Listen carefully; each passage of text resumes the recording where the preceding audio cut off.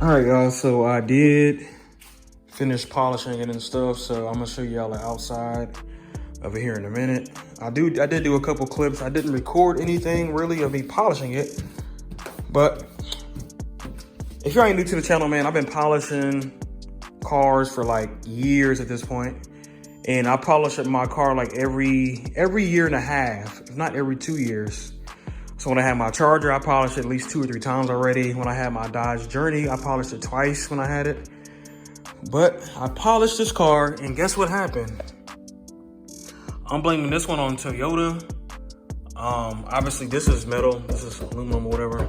And this is plastic, you know, bumpers replaceable. This is plastic bumper. I've never had problems with using the highest speed on my buffer, on my polisher, which is right here. Using this, I had this polisher since 2016. 2016, never had an issue. Same when I had the Charger, same plastic bumper. I'm blaming this one on the Toyota. I was just going through it and I was like, what the hell is this? And it's just kicking up the paint. And I have it on the highest speed. Once again, I've used it on the highest speed many times before. But for some reason this time, I'm not sure if it's the paint stand or the bumper, how it's set up. But this is what happened, and I got some paint and stuff coming on the way. You can see a little bit of other stuff right here. The paint does look good though, don't get me wrong. Can't barely see any swirls or anything. But it did that, and that.